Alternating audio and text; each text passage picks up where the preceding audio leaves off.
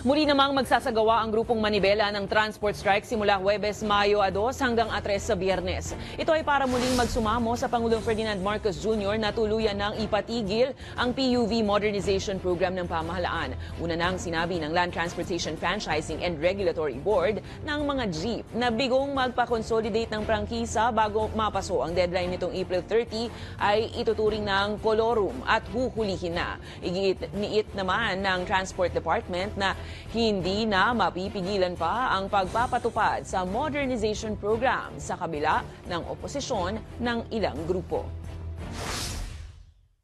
Useless na yung kung makikipag-dialogo, makikipag-usap. Hihingi ng concession, ibibigay concession. Pagka naibigay concession, hihingi na naman ng panibago. Pag hindi binigay, pupunta na naman sa kalye. It's a vicious cycle. Pinagbigyan na ang marami sa mga hinihingi nila. Hindi na siguro viable na maupo na naman at pag-usapan. Kasi ang gusto nila is scrap the whole thing.